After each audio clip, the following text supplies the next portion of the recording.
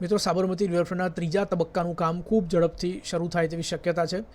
ત્રીજા તબક્કાનું સાબરમતી રિવરફ્રન્ટ ડેવલપમેન્ટનું કામ એન્વાયરમેન્ટ ક્લિયરન્સના તબક્કે હતું, પરંતુ તેમાંથી બહાર આવીને ટૂંક સમયમાં કામગીરી શરૂ થઈ શકે છે. આ ત્રીજા તબક્કામાં કયો વિસ્તાર આવે છે એ આપણે જોઈ લઈએ. આ ઇન્દિરા બ્રિજ છે, જે એરપોર્ટ અમદાવાદ એરપોર્ટથી ગાંધીનગર તરફ જાય છે, અને ઇન્દિરા બ્રિજની આ તરફ છે ત્યાં જે ભાટ, સુગઢ વગેરે ગામો આવેલા છે, તે તરફ સાબરમતી રિવરફ્રન્ટને ડેવલપ કરવામાં આવશે ત્રીજા તબક્કામાં.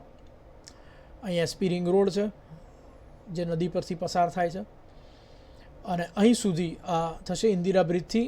આ નર્મદા કેનાલ સાબરમતી નદીને ક્રોસ કરે છે કરાઈ પાસે. આપ ઉપર કરાઈ જોઈ શકતા હશો, કરાઈ પોલીસ એકેડમીથી જાણીતું કરાઈ. તો અહીં નર્મદા કેનાલ સાબરમતી નદીને ક્રોસ કરે છે, અને આપણે જાણીએ છીએ કે નર્મદા કેનાલ નદીને ક્રોસ કરે ત્યાં નદી પણ પોતાનો પ્રવાહ જાળવી રાખે અને કેનાલ પણ પોતાનો પ્રવાહ જાળવી રાખે તે માટે સાયફન પ્રકારનું એક ભૂગર્ભ સ્ટ્રક્ચર બનાવવામાં આવે છે. તો આ નર્મદાનું જે સાયફન છે, નર્મદા કેનાલ છે, ત્યાં સુધી 4.5 કિલોમીટરનો આ રિવરફ્રન્ટ ત્રીજા તબક્કામાં બંધાશે. દુબઈની ખૂબ જાણીતી કંપની છે શોભા રિયલ્ટી, અને શોભા રિયલ્ટી એક ભારતીય મિસ્ટર મેનનની જ કંપની છે. ખૂબ ડિઝાઇનર બિલ્ડિંગ્સ એમણે યુએઈમાં બનાવ્યા છે.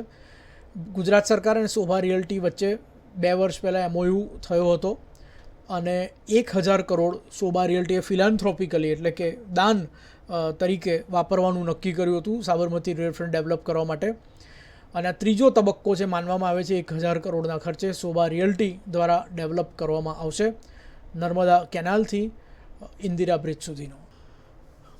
હવે આ રિવરફ્રન્ટનો ત્રીજો તબક્કો જે અમલમાં આવવાનો છે, એ વિસ્તાર બહુ લોકોએ જોયો નથી, અનએક્સપ્લોર્ડ છે, કારણ કે કોઈ રસ્તો મેજર પસાર થતો નથી. એક આ ઇન્દિરા બ્રિજ છે, તેની આ તરફ થોડો નદીનો પટ દેખાય, પરંતુ અન્યથા આપ જુઓ તો આ ભાટ સુગઢ ગામનો બિલકુલ અંદરનો આ નદીનો પટ છે, અને માટે એક બીજો રસ્તો આપ જુઓ છો એરપોર્ટની બાજુમાંથી જે પસાર થાય છે, પરંતુ ત્યાંથી પણ આ નદીનો પટ દેખાતો નથી, આ તરફથી પણ ક્યાંયથી દેખાતો નથી. માટે આ એક કમ્પ્લીટલી અનએક્સપ્લોર્ડ નવો વિસ્તાર શહેરીજનો માટે ખુલશે જ્યારે આ રિવરફ્રન્ટ આવનારા કેટલાક વર્ષોમાં તૈયાર થશે. So this is yet another map કે ક્યાંથી પસાર થશે. આ તરફ કોતરપુર છે, પેલી તરફ ભાટ છે, આ તરફ નાના ચિલોડા છે, પેલી તરફ સુગઢ છે. જમીન વિસ્તાર કેટલો હશે? 76.31 હેક્ટરનો જમીન વિસ્તાર છે. મોટાભાગનો વિસ્તાર એમાં જે રોડ બનશે, અને રોડના લીધે આપણને સળંગ સાબરમતી રિવરફ્રન્ટ પર છેક ગાંધીનગર સુધીની કનેક્ટિવિટી મળશે. તો સાબરમતી રિવરફ્રન્ટનો જે રોડ બનવાનો છે, એમાં સૌથી વધારે હેક્ટર્સ જમીન વપરાવાની છે. લેન્ડસ્કેપિંગ માટે તેના પછીના ક્રમે જમીન વપરાવાની છે, અને પાર્કિંગ, અપર પ્રોમેનેડ, લોઅર વોકવે, આ બધા માટે પછીના ક્રમે જમીન વપરાવાનો અંદાજ છે.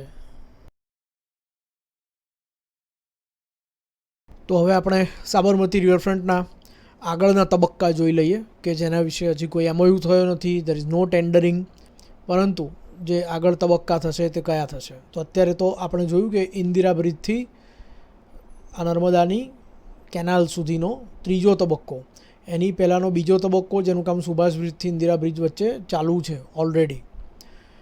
તો એ બીજો તબક્કો, આ ત્રીજો તબક્કો, અને ચોથો તબક્કો જે થશે આ નર્મદા કેનાલની સાયફનથી કરાઈથી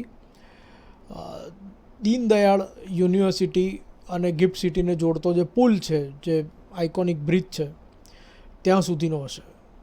અગેન આ ઇન્દિરા બ્રિજથી નર્મદા સાયફનવાળો 4.5 કિલોમીટરનો છે રિવરફ્રન્ટ, અને નર્મદા સાયફનથી આ PDPU બ્રિજ, હવે PDEU એનર્જી યુનિવર્સિટી, ત્યાં સુધીનો પણ 4.5 કિલોમીટરનો જ રિવરફ્રન્ટ રહેશે.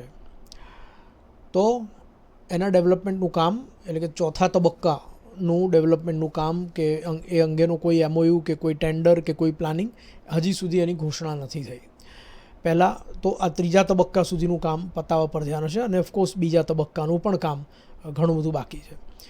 તો ચોથા તબક્કામાં રિવરફ્રન્ટ પહોંચશે PDEU અને ગિફ્ટ સિટીને જોડતા બ્રિજને, જે 4.5 કિલોમીટરનો છે અગેન.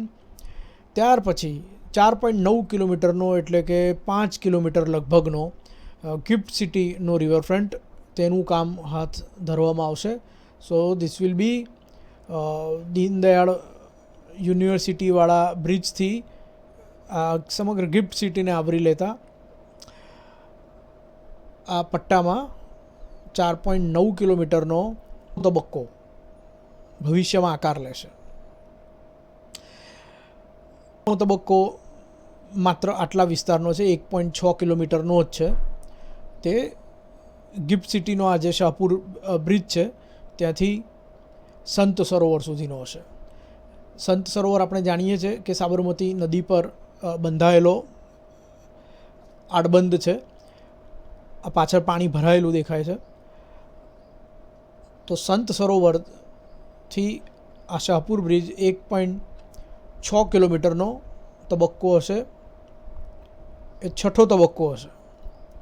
અને પછી 7મા તબક્કામાં લગભગ 6 કિલોમીટરનો આ સંત સરોવરથી લઈ અને પેથાપુર પાવર સ્ટેશન ગાંધીનગરનું જે જાણીતું છે ત્યાં સુધીનો રિવરફ્રન્ટ 6 કિલોમીટરનો એ ત્યાર પછીના તબક્કામાં બનશે. તો આ રીતે તબક્કાવાર 38 કિલોમીટરથી ઉપરાંતનો આ રિવરફ્રન્ટ બનશે. ફરીથી જણાવી દઈએ, આ જે તબક્કો છે સુભાષ બ્રિજથી ઇન્દિરા બ્રિજ વચ્ચેનું એનું કામ ચાલુ છે, પ્રગતિમાં છે, પ્રોગ્રેસમાં છે. ત્રીજા તબક્કામાં ઇન્દિરા બ્રિજથી નર્મદા કેનાલ 4.5 કિલોમીટર. ચોથા તબક્કામાં નર્મદા કેનાલથી PDU ગિફ્ટને જોડતો બ્રિજ અગેન 4.5 કિલોમીટરનું કામ જે ભવિષ્યમાં એવોર્ડ થશે, એની યોજના ભવિષ્યમાં બનશે. ત્યાર પછી આ ગિફ્ટ સિટીને આવરી લેતો 4.9 કિલોમીટરનો એટલે કે લગભગ 5 કિલોમીટરનો રિવરફ્રન્ટ, એનું ડેવલપમેન્ટ. આ હશે 5મો તબક્કો.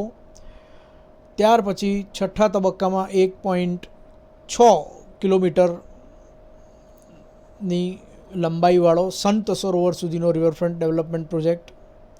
અને પછી 7મા તબક્કામાં ગાંધીનગરનું પેથાપુર પાવર સ્ટેશન ત્યાં સુધી આ રિવરફ્રન્ટ જશે. અને જ્યારે આ આખો રિવરફ્રન્ટ બની જશે, વર્ષો લાગશે હજી, ત્યારે 38 કિલોમીટરની લંબાઈ હશે. એ ખૂબ લાંબો, સૌથી લાંબો રિવરફ્રન્ટ હશે. તો આ આખી યોજના છે જેમાં નેક્સ્ટ બ્રેક થ્રુ જે આવવાનું છે તે અહીં આવવાનું છે. પાર્ટ 3 જ્યાં સુધી કન્સ્ટ્રક્શન શરૂ કરવાનો સવાલ છે અને કન્સ્ટ્રક્શન પૂરું થઈને ઇનોગ્રેશન્સ થવા માંડશે. પાર્ટ 2 એ આ ઇન્દિરા બ્રિજથી સુભાષ બ્રિજ વચ્ચેનો રિવરફ્રન્ટનો તબક્કો હશે.